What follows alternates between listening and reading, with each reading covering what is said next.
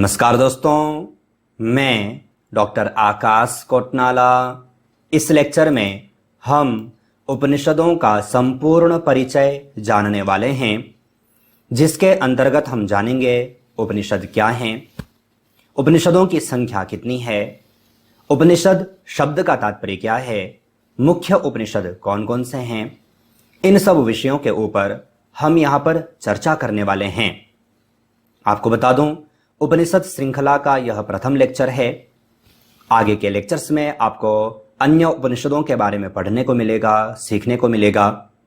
योग से चाहे आप पीजी डिप्लोमा कर रहे हों, मास्टर कर रहे हों या फिर आप यूजीसी नेट की तैयारी कर रहे हों, तो वहाँ पर जितने भी उपनिषद जुड़े हैं सब के लेक्चर्स आपको इस सीरीज के अंतर्गत अर्थात इस प्लेलिस्ट के अंतर्गत, इस कोर्स के अंतर्गत मिलने वाले हैं। प्रारंभ करते हैं उपनिषद क्या हैं अर्थात उपनिषदों का परिचय। तो मैं ध्यानपूर्वक समझना है, जब कभी भी हम भारतीय ग्रंथों की जब हम चर्चा करते हैं, सनातनी ग्रंथों की जब हम कभी चर्चा करते हैं, तो इन ग्रंथों के अंतर्गत जो उपनिषद हैं वह अग्रणी माने गए हैं। सबसे प्राचीन ग्रंथों की जब हम कभी चर्चा करते हैं तो वह वेद आते हैं। वेदों के पश्चात जब हम इसके पश्चात जब हम देखते हैं तो दूसरा जो स्थान है वह उपनिषदों का है। इसीलिए कहा सनातनी ग्रंथों में उपनिषदों का स्थान अग्रणी माना गया है। और ये जो उपनिषद हैं, चाहे हम कोई सा भी उपनिषद पढ़ें, तो इन उपनिषदों में हमें वैदिक शिक्षा का विशद विवेचन प्राप्त होता है। इसलिए कहा वैदिक शिक्षा का विशद विवेचन भी उपनिषदों में ही किया गया है। वैदिक शिक्षा का तात्पर्य है कि जो वेदों में वर्णित जो शिक्षा है, इसका जो वर्णन किया गया है वह उपनिषदों में है। ध्यान दीजिएगा, प्रत्येक वेद 4 वेद हैं, ऋग, यजु, साम और अथर्व। प्रत्येक वेद के 3-3 भाग हैं, जिनके बारे में हम पिछले लेक्चर्स में भी चर्चा कर चुके हैं। अलग से इससे संबंधित लेक्चर्स आपको चैनल पर दिए गए हैं। तो प्रत्येक वेद के 3 भाग हैं, संहिता, ब्राह्मण और आरण्यक, जिनको कि हम उपनिषद भी कहते हैं। अब संहिता और ब्राह्मण में तो हमें मंत्र आदि के बारे में पढ़ने को मिलता है। कर्म अर्थात अगर जो हम कोई यज्ञ कर रहे हैं या फिर आदि आदि कोई भी कर्म कर रहे हैं तो उसका विधि विधान के बारे में वर्णन किया गया है। इसलिए जो प्रथम जो भाग हैं उन्हें कर्मकांड कहा जाता है। और बाद के जो भाग हैं, वेदों के जो अंतिम भाग हैं, जिन्हें कि हम उपनिषद भी कहते हैं, यह कैसे हैं? ज्ञान कांडी हैं। इसीलिए कहा कि शिक्षा का जो वैदिक शिक्षा का जो मूल जो वर्णन जो किया गया है वह उपनिषदों में ही किया है। दर्शनों में वह सब आपको देखने को नहीं मिलते। दर्शनों में तो दर्शन तो बाद के ग्रंथ हैं जो कि अलग अलग ऋषि मुनियों के द्वारा रचित किए गए हैं। हम षड्दर्शन पढ़ते हैं या फिर 9 दर्शनों की जब हम कभी चर्चा करते हैं, है ना, तो वहां पर जो दर्शन है, दर्शन के प्रणेता आपको कोई ना कोई अवश्य मिलेगा। जैसा कि योग सूत्र के महर्षि पतंजलि, सांख्य दर्शन के महर्षि कपिल। लेकिन जब कभी आप उपनिषदों की चर्चा करें, आप ये नहीं कह सकते कि ईशावास्योपनिषद के जो प्रणेता हैं, जो रचयिता हैं, वह ये ऋषि हैं। क्यों? क्योंकि वो प्राचीन ग्रंथ हैं। जैसे हम वेदों को कहते हैं कि यह अपौरुषेय हैं, किसने लिखे हमें मालूम नहीं, वैसे ही उपनिषद भी हैं। इसीलिए कहा कि उपनिषदों में जो वर्णन किया गया है वह किसका वर्णन है? वह वैदिक शिक्षा का वर्णन है। आगे हम इस विषय को और डिटेल में जानेंगे तो आप अच्छे ढंग से इस विषय को जान पाएंगे। ध्यान दीजिएगा, कहा कि उपनिषद वेदों का अंतिम भाग होने के कारण इन्हें वेदांत के नाम से भी जाना जाता है। मैंने कहा ना कि प्रत्येक वेद के 3 भाग हैं, संहिता, ब्राह्मण और आरण्यक, जिनको कि उपनिषद भी कहा जाता है। तो प्रत्येक वेद के 3-3 भाग होने के कारण उपनिषद अंतिम भाग हैं।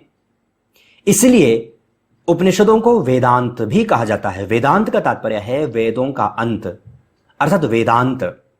तो वेदों का जो अंतिम भाग है वह वेदांत, जिन्हें हम किस नाम से जानते हैं? उपनिषद नाम से जानते हैं। तो ध्यान दीजिएगा, कहीं भी किसी भी इंटरव्यू में भी पूछा जा सकता है कि वेदांत किसे कहते हैं।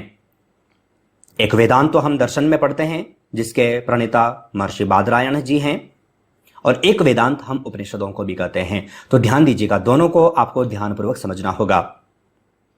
आगे देखें कि अब हम यहां पर देखते हैं कि उपनिषद क्या है। तो हमें ध्यानपूर्वक समझना है कि उपनिषद भारतीय दर्शन जगत में प्रसिद्ध 3 ग्रंथ, जिनको कि हम प्रस्थानत्रयी कहते हैं, प्रस्थानत्रयी ग्रंथ के अंतर्गत निहित हैं तथा गीता और ब्रह्मसूत्र इसके आश्रयभूत हैं। ध्यान दीजिएगा, आपने एक शब्द कहीं ना कहीं पढ़ा होगा या सुना होगा, प्रस्थानत्रयी, जिसके बारे में मैं आपको अलग से लेक्चर भी दे चुका हूं। आप YouTube पर सर्च करेंगे प्रस्थानत्रयी तो अपना लेक्चर वहां पर आ जाएगा। तो प्रस्थानत्रयी के अंतर्गत 3 ग्रंथ आते हैं, एक उपनिषद, एक श्रीमद् भगवद गीता और एक ब्रह्मसूत्र। अब ये जो प्रस्थानत्रयी है, इसमें जो सर्वस्थान जो दिया गया है वह उपनिषदों को भी दिया गया है। तो इसलिए कहा कि भारतीय दर्शन जगत में प्रसिद्ध कौन? प्रस्थानत्रयी। ये 3 ग्रंथ सर्वश्रेष्ठ माने गए हैं। कहा कि ग्रंथ के अंतर्गत निहित है कौन? उपनिषद, तथा गीता और ब्रह्मसूत्र के क्या है? आश्रयभूत हैं। यह कैसे? गीता और ब्रह्मसूत्र इसके आश्रयभूत हैं। देखो ध्यान दीजिएगा, इसलिए ना जब हम उपनिषद पढ़ते हैं ना, उपनिषदों में जो वर्णन किया गया हुआ गीता में भी आपको देखने को मिलेगा। जब हम खास करके ईशावास्योपनिषद पढ़ते हैं या फिर कठोपनिषद खास करके जब हम पढ़ते हैं, तो कठोपनिषद में जो वर्णन किया गया है वह आपको गीता में भी देखने को मिलता है। जिस प्रकार से आत्मा का वर्णन कठोपनिषद में किया गया है, उसी प्रकार से आपको गीता में भी पढ़ने को मिलता है। तो ये एक दूसरे के सम्मुख हैं। इसलिए हम कह सकते हैं कि गीता उपनिषदों के बाद का है। उपनिषदों में जो वर्णित है उसी को डिटेल में, अर्थात हम ये कहें कि उसी को मॉडिफाई करके भगवान श्री कृष्ण ने अर्जुन को वहां पर आत्मा आदि विषयों के बारे में समझाया है। तो ये उपनिषद क्या है, ये हमें यहां पर ध्यानपूर्वक समझना है। देखो, हो सकता है कि लेक्चर लंबा हो, लेकिन आपका विषय कंप्लीट हो जाएगा। अब उपनिषद क्या है ये हम जान चुके हैं। उपनिषद शब्द के बारे में जब हम चर्चा करें तो हमें ध्यानपूर्वक समझना है कि उपनिषद शब्द 3 शब्दों से मिलकर के बना है।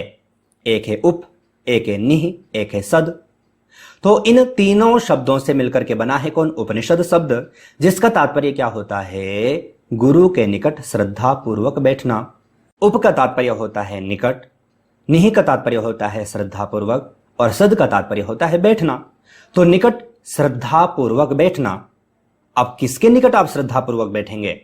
तो अर्थ निकल करके आया, गुरु के निकट श्रद्धा पूर्वक बैठना।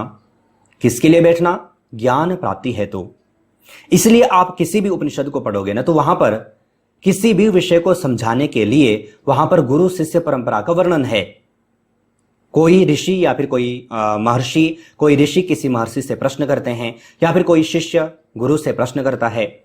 इसलिए जैसे कि आपने ईशावास्योपनिषद आपने प्रश्नोपनिषद पढ़ा है, आप छांदोग्य उपनिषद पढ़ते हैं या फिर आप बृहदारण्यक उपनिषद पढ़ते हैं।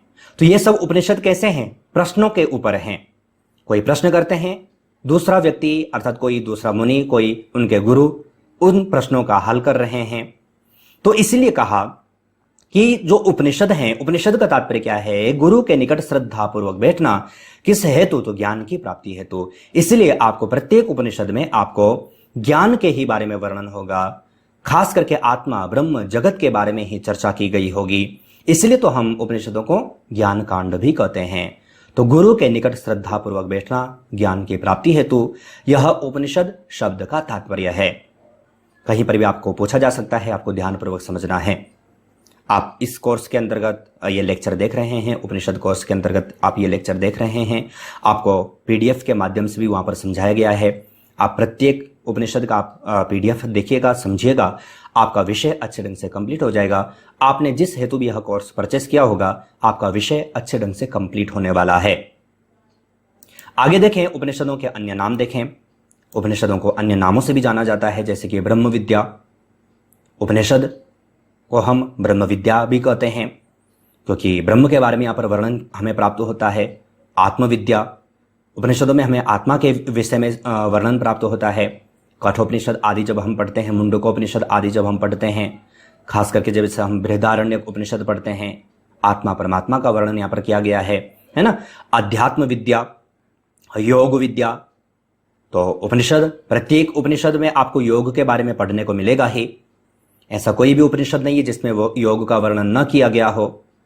और कुछ एक उपनिषद तो ऐसे भी हैं जिनमें कि यौगिक विधियों के बारे में भी चर्चा की गई है ना, जैसे कि भक्ति योग है, कर्म है, नाड़ियां इत्यादि हैं, है ना, षटकर्म के षट चक्रों के बारे में चर्चा की गई है, आसन प्राणायाम आदि के बारे में चर्चा की गई है। कुछ एक ऐसे भी उपनिषद हैं जो कि आपको यूजीसी नेट के एग्जाम में पूछे जाते हैं और एप्लीकेशन पर खास करके कोर्स के अंतर्गत आपको ये सारे उपनिषद दिए गए हैं और लेक्चर के माध्यम से आपको यूट्यूब पर भी दिए गए हैं। तो आप ध्यानपूर्वक इन विषयों को समझिएगा। तो ध्यान दीजिएगा, जो हमारे जो उपनिषद हैं इन्हें ब्रह्म विद्या के नाम से भी जाना जाता है, आत्मविद्या के नाम से भी जाना जाता है, अध्यात्म विद्या के नाम से भी जाना जाता है, योग विद्या के नाम से भी जाना जाता है और जैसे कि मैंने पूर्व में कहा कि वेदांत के नाम से भी उपनिषदों को जाना जाता है। तो यह हमें ध्यानपूर्वक समझना है। आगे उपनिषदों की संख्या के बारे में हम चर्चा करें। यह भी हमें जानना जरूरी है कि उपनिषदों की संख्या कितनी है, तभी जाकर के तो हमारा उपनिषदों का परिचय कंप्लीट हो पाएगा ना। तो उपनिषदों की संख्या कितनी है, तो ध्यान दीजिएगा, एक उपनिषद है मुक्तिकोपनिषद। तो मुक्तिकोपनिषद के अनुसार जो उपनिषदों की जो संख्या है यह 108 है। वैसे तो कहा जाता है कि उपनिषद अनेकानेक हैं। उन उपनिषदों में से लगभग कहा जाता है कि 120 के लमसम प्राप्त हो चुके हैं। कुछ एक लाइब्रेरी में हमें 120 तक उपनिषद प्राप्त हो चुके हैं। लेकिन मुक्तिकोपनिषद कहता है कि जो उपनिषदों की जो संख्या है वह 108 है और इन 108 में से भी जब हम वेदों के, मैंने पहले ही कहा कि प्रत्येक उपनिषद वेदों के भाग हैं, तो जो 108 उपनिषद की जब हम चर्चा करते हैं तो ऋग्वेद के अंतर्गत हमें 10 उपनिषद प्राप्त होते हैं, शुक्ल यजुर्वेद के अंतर्गत हमें 19 उपनिषद प्राप्त होते हैं, कृष्ण यजुर्वेद के अंतर्गत हमें 32 उपनिषद प्राप्त होते हैं, सामवेद के अंतर्गत हमें 16 उपनिषद प्राप्त होते हैं। उसी प्रकार से अथर्ववेद के अंतर्गत हमें 31 उपनिषद प्राप्त होते हैं। अब आप कहेंगे कि यहां पर तो वेद 5 हो गए, ऋग्वेद हो गया, शुक्ल यजुर्वेद, कृष्ण यजुर्वेद, सामवेद और अथर्ववेद। आप कहेंगे कि 5 वेद हो गए, हमने तो 4 ही वेद पढ़े हैं। तो ध्यान दीजिएगा, शुक्ल यजुर्वेद और कृष्ण यजुर्वेद ये यजुर्वेद का ही भाग है। एक को हम कृष्ण भाग कहते हैं, कि हम शुक्ल भाग कहते हैं, है ना। तो ध्यान दीजिएगा, इसको मैं एक डायग्राम के साथ में भी आपको समझा रहा हूं। ऋग्वेद, शुक्ल यजुर्वेद, कृष्ण यजुर्वेद, सामवेद और अथर्ववेद के अंतर्गत, तो जो ऋग्वेद है इसके अंतर्गत हमें 10 उपनिषद प्राप्त होते हैं, शुक्ल यजुर्वेद के अंतर्गत 19, कृष्ण यजुर्वेद के अंतर्गत 32, सामवेद के अंतर्गत 16 और अथर्ववेद के अंतर्गत 31 उपनिषद प्राप्त होते हैं। सबसे ज्यादा जो उपनिषद हैं वह कृष्ण यजुर्वेद के हैं, फिर अथर्ववेद के हैं, फिर शुक्ल यजुर्वेद के हैं, फिर सामवेद के हैं, फिर ऋग्वेद के हैं। आप सबको काउंट करोगे तो इनकी जो संख्या है वह कितनी है, 108 है। तो इस प्रकार से आपको समझना है। देखो, मैंने पूर्व में ही कहा था कि लेक्चर हो सकता है लंबा रहे, लेकिन आपका विषय अच्छे ढंग से कंप्लीट हो जाएगा। अब हम मुख्य उपनिषद भी जान लेते हैं।